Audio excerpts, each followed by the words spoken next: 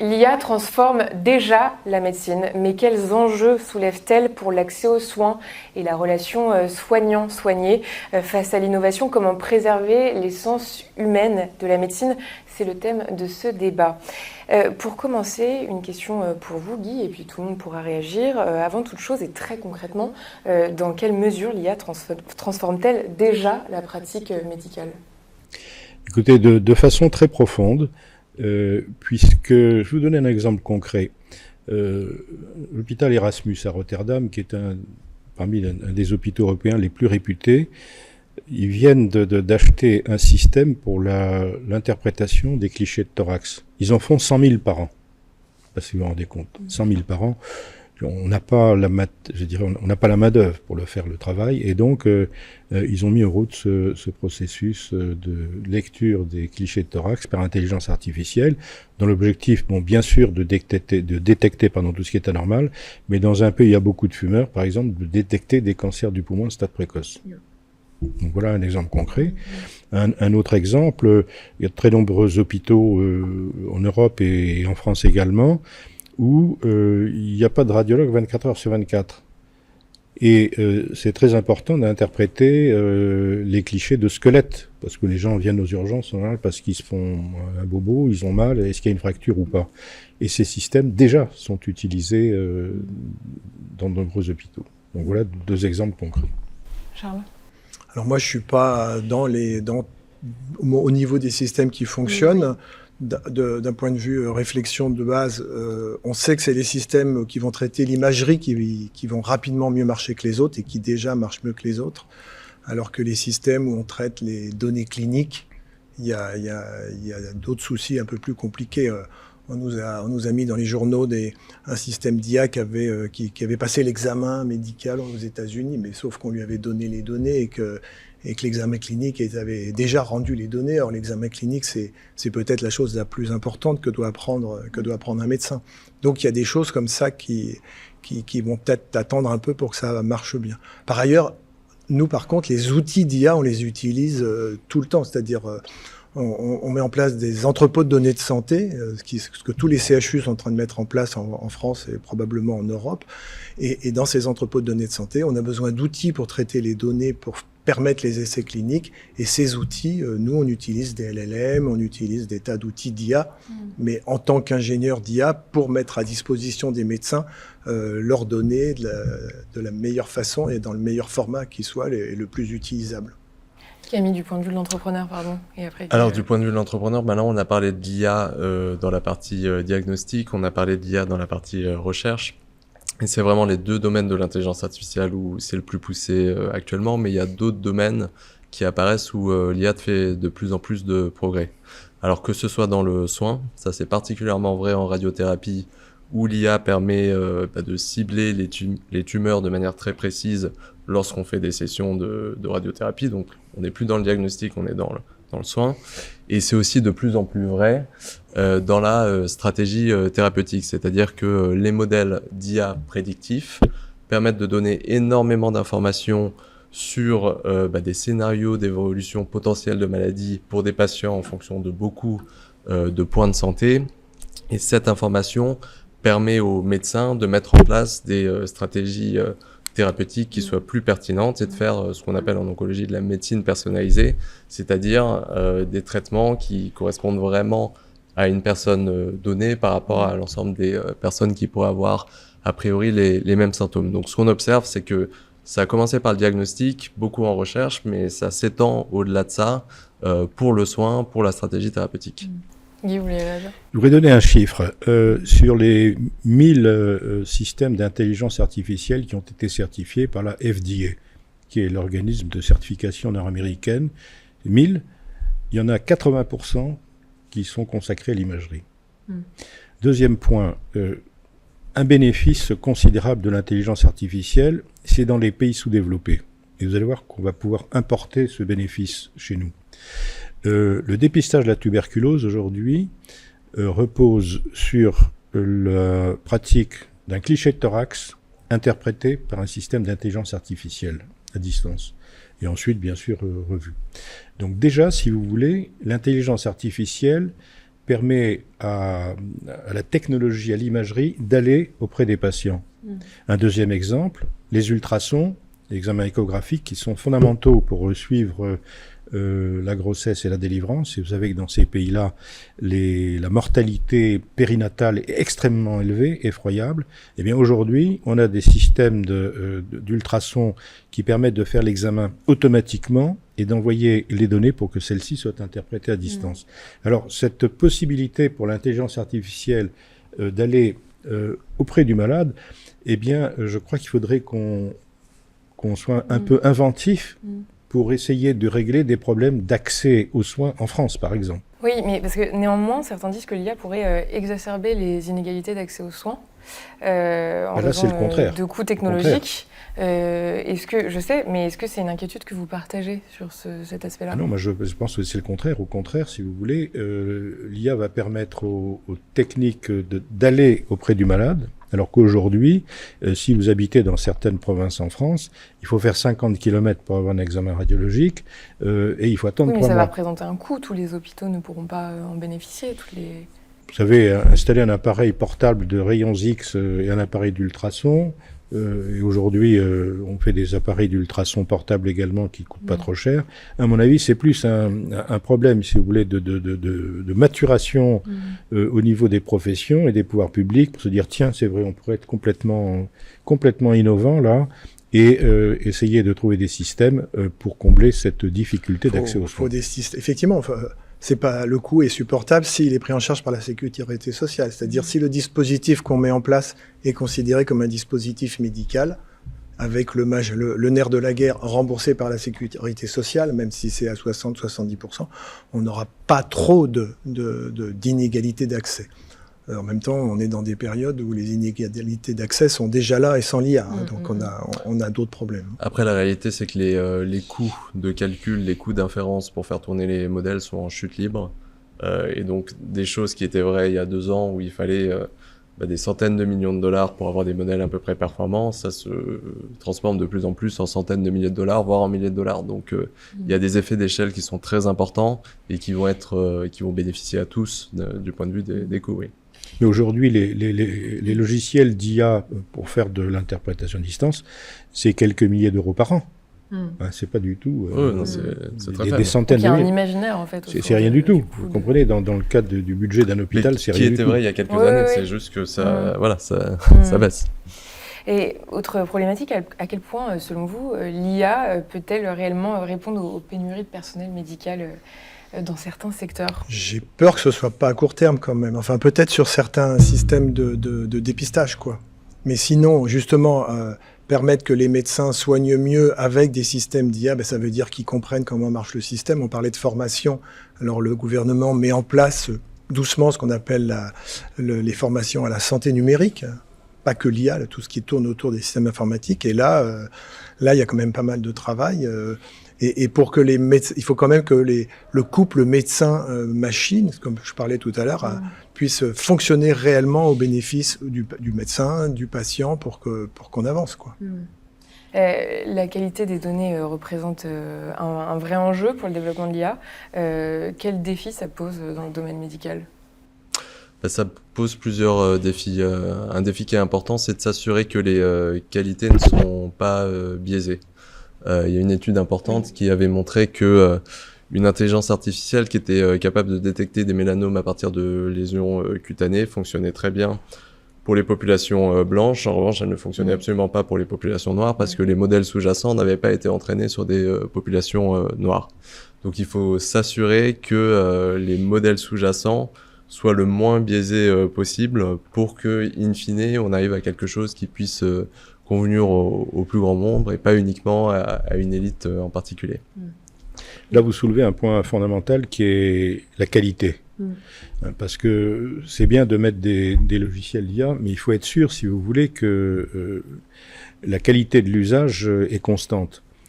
Et quand la technologie évolue, ce qui est le cas aujourd'hui, en imagerie, elle évolue pas tous les jours, mais presque, eh bien, il a été montré que les systèmes d'IA dérivent. C'est-à-dire ils deviennent moins bons. Et c'est fondamental de dépister cette dérive. Alors on peut pas le faire comme ça est-ce que tu dérives? Non, c'est plus compliqué, et ça veut dire qu'il faut penser à développer des systèmes de management de la qualité. Et pour ça, je pense qu'on n'est pas très avancé. Plus avancé aux États-Unis qu'on l'est en Europe et en France en particulier. Et donc, il va falloir... donc voilà, des conséquences de l'IA, ça va amener à créer de nouveaux métiers. Hein, le système de management de la qualité, enfin, à mon avis, il est fondamental, parce que on peut pas mettre comme ça un système, et puis c'est comme les médicaments, si vous voulez. Hein, les médicaments, vous avez la pharmacovigilance. Et là, il faudrait de l'intelligence artificielle vigilance, un petit peu, quoi. Et ça, c'est un des points qui me paraît fondamentaux, préserver la qualité. Et je rajouterais qu'il n'y a pas que des problèmes de qualité, il y a aussi l'IA prétend réutiliser des données parce qu'il y avait des entrepôts, enfin des données partout qu'on n'utilisait pas. Mais il faut faire très attention à ce que l'IA utilise des données qui souvent pas été faites, ce pourquoi ils les utilisent. Par exemple, donc ça c'est un peu technique, mais les gens qui sont dans les hôpitaux, ils sont codés avec le PMSI, c'est-à-dire qu'on leur a décrit une maladie. On décrit pourquoi il a été dans l'hôpital, et c'est ce qu'on appelle le code PMSI.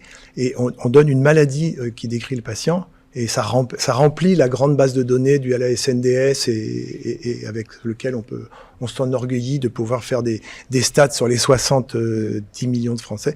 Mais par exemple, on sait que le codage PMSI des patients est un codage médico-économique et qu'il est beaucoup biaisé par rapport à la médecine elle-même. Donc, voilà, là on a des données de qualité, mais qui ont été faites pour le médico-économique et qu'il faut utiliser en faisant très attention pour le pur médical. Donc là aussi, c'est les biais possibles des données de l'IA. Ce point me paraît très important que vous venez de soulever. Et c'est en fait, si vous voulez, le problème de l'agrégation des données. En cancérologie, quand vous prenez un patient, vous avez des données qui viennent de partout. Vous avez de la protéomique, de la génomique, de la biologie de base, de la radiologie, de l'anapath, et des données du suivi des patients qui sont fondamentales. Et tout ça, ça crée un écosystème très complexe. Mais il faut considérer toutes ces données si vous voulez choisir le meilleur traitement possible. On sait aujourd'hui la complexité en matière de cancérologie, ou si vous voulez savoir si tel patient est éligible pour un essai thérapeutique.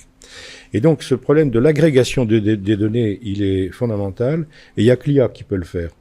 Et je crois beaucoup, moi, en radiologie, on est confronté à ce type de questions, parce que quand on fait des réunions de concertation pluridisciplinaire en cancérologie, bon, nous, on arrive avec les images, mais il y a l'anapathe qui arrive de son côté, le radiothérapeute, le chirurgien, mais on n'a pas, si vous voulez, je dirais, le ciment qui fait l'unité de tout ça. Et cette question d'agrégation des données me paraît personnellement fondamentale. Alors nous, en tant que start-up, c'est vraiment un sujet absolument fondamental. C'est on a des contraintes d'interopérabilité, donc de faire en sorte que les différents systèmes de santé puissent se parler pour qu'on puisse échanger ces données. Et ça, en théorie, les industriels sont censés pousser pour le faire. En pratique, ils ne le font absolument pas parce qu'ils sont débordés, ils ont d'autres sujets avec leurs équipes IT et ainsi de suite. Ça, on peut le faire à leur place, hein. On sait le faire. On peut le faire à leur place, mais ça coûte très cher. Et ça coûte pas cher. À une époque, ils ne le faisaient pas par stratégie. Oui, à une époque, ils ne le faisaient pas, mais maintenant, tout le monde s'est dit, OK, il faut faire de l'interop. Pas de problème. Et on connaît les normes d'interopérabilité.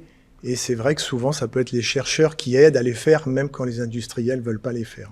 Mais là, sur ce côté-là, l'IA, elle crée et le problème et la solution. Sur les normes d'interop, on avance vraiment très bien. Et vous pensez qu'il y a des freins culturels ou organisationnels qui existent lorsqu'il s'agit de collaborer entre ingénieurs, médecins, régulateurs? Alors, il y a une étude systémique, donc une étude qui avait analysé plein de données de différentes études pour voir quelles étaient les barrières à l'utilisation de l'intelligence artificielle du côté des médecins. Et ce qui ressortait, c'était 3 choses. La première, c'était la perception qu'utiliser des outils d'IA allait leur rajouter de la charge de travail, ce qui était surtout vrai au début, qui est de moins en moins vrai parce qu'on comprend bien les bénéfices, mais il n'empêche que ils avaient déjà 10 outils à utiliser, il fallait en rajouter un 11e, un 12e, un 13e, et c'est pas toujours évident pour un médecin. Le deuxième sujet qui était ressorti de cette étude, c'était que certains médecins doutaient dans la valeur réelle de ces outils. Oui. Et là aussi, il y a de plus en plus de progrès puisqu'on est capable de démontrer que les IA sont de bien plus performantes. Et ensuite, le dernier sujet, toujours mon dada, mais l'interopérabilité faisait que ça n'était pas forcément évident d'utiliser ces outils pour les médecins. Guy, vous voyez des freins culturels, vous Où il y a des modèles inspirants dans le milieu radiologique, moi, j'en vois pas. C'est plutôt le contraire. Oui, d'ailleurs, la radiologie est souvent citée comme un domaine où les radiologues sont plutôt proactifs. Alors maintenant, il faut savoir à quoi ça, là où ça sert. Par exemple, dans la prise en charge de l'AVC, si vous voulez, le groupe Gessinger aux États-Unis, qui est un groupe de cliniques très très important, ils utilisent l'IA pour la prise en charge de l'AVC et ils ont montré qu'ils réduisent le délai de prise en charge de presque 50%. Donc vous voyez, vous avez ça, il y a forcément un bénéfice pour le malade parce qu'on sait très bien que plus la prise en charge est précoce et meilleur est le traitement de l'AVC. Donc voilà un domaine où il n'y a pas photo, quoi. Un autre domaine, je vous ai parlé de la radio standard, des clichés de thorax, qui sont interprétés pratiquement nulle part. Donc aujourd'hui, vous avez des systèmes qui vont pouvoir le faire. Alors, ça n'entraîne pas de travail supplémentaire pour les radiologues, au contraire, et ça contribue à améliorer la qualité des soins. Donc, vous voyez, on les a. L'usage, il explose. Il y a 2 sondages qui sont parus dans les 2 derniers mois. Un sur l'usage des médecins aux États-Unis. Les 3/4 utilisent des LLM type OpenAI pour les aider dans leur pratique médicale. Et l'autre, c'était du côté des patients. Et ça disait que 30% des patients, les patients les plus jeunes, de moins de 30 ans, utilisaient des LLM pour aller chercher des informations de santé qui les concernaient eux, au moins une fois par mois. Donc c'est vraiment significatif. Et ce qui est très important parce que la jeune génération, elle vit pas sans IA. Pour elle, ça fait partie de son écosystème. Et les systèmes de santé qui font pas d'IA, ils vont finir par paraître suspects. Donc il y a une étude qui a été faite aux États-Unis et qui vient de sortir récemment. Un hôpital sur 2 est équipé d'IA. Et avec une tendance à l'augmentation des moyens mis sur l'IA dans les 2-3 prochaines années. Donc c'est réglé. Moi, je serais un peu inquiet sur l'utilisation des LLM par les patients. Enfin, on sait qu'il ne faut pas utiliser un LLM pour de la recherche d'informations. Il invente des publications qui n'existent pas. Enfin, il faut quand même faire très très attention aux LLM. L'IA, elle fait du symbolique, elle fait du numérique. Et sur la partie numérique, les LLM... ils sont incroyables parce qu'ils ont l'air intelligents pour le coup, mais non, ils le sont pas du tout et on peut pas leur faire confiance comme ça, quoi. On leur fait confiance en tant qu'outil qu'on utilise nous. Alors, il y a des gens qui sont devenus spécialistes des prompts LLM pour leur poser les bonnes questions, pour les orienter, mais moi je suis assez inquiet sur l'utilisation du LLM comme ça sans que les gens aient bien compris. Autre problème, utiliser un LLM, c'est enrichir les gens qui font le LLM, l'enrichir de données. Et là aussi, on peut se poser pas mal de questions. Là, on abordera les questions d'RGPD, d'éthique. Plus d'éthique, ouais. Nourrir les LLM, faut savoir qui on nourrit, comment ça va avancer. Je pourrais parler d'autres projets. Alors effectivement, le médecin libéraux en France, ils sont moins dans l'IA que peut-être aux États-Unis. Les médecins hospitaliers qui sont en interaction en permanence avec des projets d'IA sont plus partie prenante pour utiliser les systèmes d'IA. Mais je pense qu'en France, ça n'avance pas beaucoup côté médecins libéraux parce que c'est compliqué, parce que on vient à peine de les équiper. Ils sont déjà occupés à remplir le DMP, enfin maintenant notre espace santé. Et on peut demander aux gens dans la salle qui a rempli son espace santé et qui s'est connecté à son espace santé et ça se bouscule pas. Donc il y a un problème d'installation d'usage. Camille voulait réagir. Oui, ceci étant, je voudrais dire là-dessus que l'intelligence artificielle, elle aide aussi beaucoup parce que ce qui se développe actuellement, c'est ce qu'on appelle les IA ambiantes. Donc ils vont écouter les consultations justement pour remplir ces dossiers médicaux partagés. Et ça, c'est quelque chose qui explose aux États-Unis et qui maintenant en France, alors notamment parce que Doctolib a lancé sa version de l'IA ambiante il y a quelques semaines, et aussi en train de se développer très très fortement. Oui, ça va marcher, mais il faut faire attention, quoi. Moi, j'ai un copain psychiatre qui se sert de Doctolib. Oh, il a encore du boulot, il m'a dit. Hein. Ça marche pas comme il voudrait que ça marche. Mais je suis d'accord que ça va marcher. C'est-à-dire faire rédiger les comptes rendus d'hospitalisation ou faire les comptes rendus de RCP, c'est finalement une espèce d'activité administrative que l'IA commence à faire et va faire bien, voire très bien à un moment, quoi. Et Camille, pour parler concret, votre startup utilise donc l'IA générative pour améliorer le suivi des symptômes des patients atteints de cancer. Exactement. Quelles sont les principales difficultés liées à l'intégration de l'IA dans le processus de prise de décision thérapeutique ? Alors nous, on s'est posé beaucoup de questions et justement l'une des questions qu'on s'est posées, c'est est-ce qu'on ne pose que des questions fermées aux patients qui permettent quelque part de guider où est-ce qu'on veut emmener l'IA derrière, ou est-ce qu'on les autorise à aussi proposer des inputs libres, des champs de texte libre ou des champs audio libres. Pour l'instant, on a choisi le chemin de la prudence, c'est-à-dire n'avoir que des questions fermées, ça permet en fait de beaucoup plus facilement guider quel va être le résultat qui est produit par l'intelligence artificielle.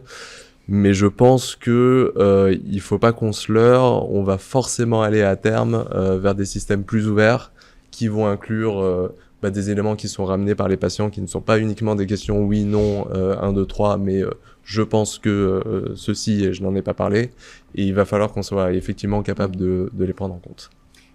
Oui. Je voulais venir sur les LLM, là, ce que vous avez dit. Je partage ce que vous avez dit, mais en même temps, je suis en désaccord. Je partage ce que vous avez dit si effectivement on considère les intelligences artificielles généralistes. Bon, il y a plein de limites, je ne vais pas revenir là-dessus. Mais par contre, quand on développe des systèmes appliqués à des sujets précis, dont on maîtrise, si vous voulez, le champ de connaissances, c'est formidable. Je prends un exemple, les dangers des rayons X. Dans les services de radiologie, nous on est habitués à ça. En permanence, les patients nous demandent « Ah, docteur, mon fils a passé un scanner, il y a des risques ou pas ma femme était enceinte, elle a eu une radio de l'abdomen, est-ce qu'il y a des risques ou pas ?»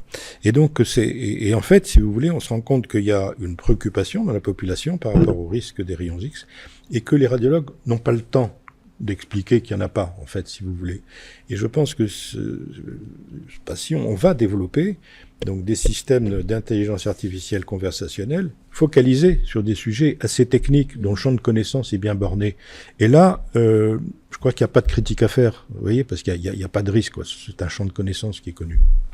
Alors, je vais pas être en désaccord. On a tellement de problèmes avec les LLM et l'éthique que une grande partie des CHU viennent de démarrer un projet qui s'appelle Partage, qui est financé en tant que commun numérique par le plan 2030, dans lequel on va demander à des internes de générer 10 000 faux comptes rendus qui puissent être partagés par tout le monde, et qu'ensuite chacun des CHU va prendre ces 10 000 faux comptes rendus, il aura une base de départ, et va le tuner avec ces millions de comptes rendus contenus dans chacun des CHU. À la fin, chacun aura une base LLM, pas si grosse que ça, mais hyper spécialisée, parce que on n'a pas de LLM qui ne sont nourris que de comptes rendus d'hospitalisation. On a des LLM qui ont d'abord été nourris sur Internet. Donc là, on aura des LLM peut-être un peu plus petits, donc intérêt un peu moins consommateur d'énergie et totalement spécifique à la santé. Et chacun des EDS aura le sien et ne pourra pas le sortir par ailleurs parce que les hallucinations du LLM sont toujours possibles. Mais voilà, pour répondre que les LLM peuvent... On travaille à faire des LLM mieux protégés, plus spécifiques, moins consommateurs. Donc ça, c'est intéressant. Messieurs, malheureusement, le temps passe. Il ne nous reste plus beaucoup de temps et j'aimerais qu'on aborde un volet plus éthique, presque philosophique. L'utilisation de l'IA peut-elle compromettre l'autonomie des médecins à terme, selon vous ? Moi, je ne crois pas. Je ne crois pas. C'est un peu, si vous voulez, comme un smartphone, quoi. On s'en sert aujourd'hui. Moi, je me souviens, quand j'étais président de la Société européenne de radiologie, mon smartphone, je réglais 90% de mes problèmes en temps réel. Traitant, mais voilà. Et ça va être la même chose avec l'IA. L'IA, ça doit devenir quelque chose, si vous voulez, d'intuitif dans l'utilisation. et plus ça va devenir une forme d'addiction, d'asservissement, si vous voulez, mais dans le bon sens du terme, quoi. Aujourd'hui, on peut plus se passer d'un smartphone, et je pense que dans 5 ans, on ne pourra pas se passer d'intelligence artificielle. Ça fera partie de la vie de tous les jours. Oui, moi je pense que évidemment quand on voit que une IA en radiologie est plus performante dans 99,99% des cas qu'un médecin, ça pose la question de est-ce que ça n'existe pas. Hein, mais aussi dirais-je. Ça pose la question de est-ce que le médecin doit continuer finalement à apprendre à lui-même analyser des images. Je pense que il va falloir faire évoluer la formation des médecins pour être capable d'utiliser les IA à la fois comme médecin, mais aussi pour être capable d'utiliser des outils pour contrôler ces IA et donc détecter d'une manière ou une autre les problèmes. Mais on ne pourra pas leur demander d'avoir le même temps alloué qu'ils avaient jusqu'à présent à la lecture de. On va devenir comme les aiguilleurs du ciel. Hein. On va gérer des données et après il va falloir savoir choisir la bonne piste pour le bon endroit. Ben, ça va être la même chose en médecine. Hein. Le médecin devra avoir plutôt développer sa capacité d'analyse des données, de leur intégration et de choix de la meilleure décision possible. Je suis moins rassuré. Non, c'est parce qu'effectivement, on a eu des discussions dans les comités d'éthique. Il y a cette inquiétude que le médecin qui serait de moins en moins enclin à devoir réfléchir à des problèmes va plus savoir à un moment prendre le pas sur l'IA pour dire ben non, elle a pris une mauvaise décision, c'en est une autre qu'il faudrait prendre. Si on fait pas attention dans les formations des médecins ou dans l'organisation du couple médecin-machine, si à un moment les médecins sont moins compétents que l'IA sur des tâches de réflexion, ils vont plus être capables de contredire l'IA. Et là, le chef, c'est plus le médecin, c'est l'IA. Ça, c'est pas quelque chose que vous redoutez, Guy. Non, moi c'est ce que redoutent les comités d'éthique. Moi, je redoute pas ça, là. Et puis, les comités d'éthique, c'est les comités d'éthique. Hein. Ouais. Mais les autres, ceux qui font de la médecine, ils traitent des patients tous les jours. Et je pense qu'ils vont être aidés. Non, et puis ça démarre du postulat que les humains, forcément, peuvent être meilleurs que l'IA. Mais moi, je pense que c'est pas le cas. Donc, certes, il y aura peut-être un cas où dans quelques cas de figure, l'humain sera meilleur que l'IA, mais si dans l'immense majorité des cas, c'est le contraire, est-ce qu'on a besoin de soutenir le cas où l'humain est meilleur que l'IA? C'est une vraie question. Et donc l'humain ne sera plus le pilote de la décision? Potentiellement. Je vais vous faire si j'ai 1 minute pour faire un petit... Oui, j'allais dire, on va terminer sur cette... je vais la parole de l'oiseau de mauvais augure. L'être humain, je vais vous faire... je pourrais sortir l'article d'amis qui ont testé des systèmes d'IA dans des box d'oncologie. Et à un moment, dans les procédures, ils ont mis le système d'IA dans un box et pas dans l'autre. Et à ce moment-là, qui a été le meilleur pour faire les choix ? C'était le box dans lequel il n'y avait pas le système d'IA, mais parce que le médecin savait qu'il y avait un système d'IA à côté et qu'il fallait qu'il soit meilleur. Donc ça, c'est les êtres humains. C'est bien. Mais ça veut dire... Mais ça veut dire... Alors, il ne faut pas que critiquer les médecins, ça veut dire aussi qu'il faut qu'ils aient du temps pour faire ce qu'ils ont à faire, pour prendre un certain nombre de décisions, et qu'effectivement, peut-être que l'IA peut aider à gagner une partie de ce temps-là. Ouais. Merci beaucoup, messieurs. C'est la fin de ce débat. Merci à tous les trois d'avoir partagé votre expertise. Guy Frijard, radiologue, ancien président de la Société européenne de radiologie. Jean Charlet, chercheur à l'AP-HP et à l'INSERM. Et Camille Thienot, cofondateur et CEO de GED. On passe à la pépite santé.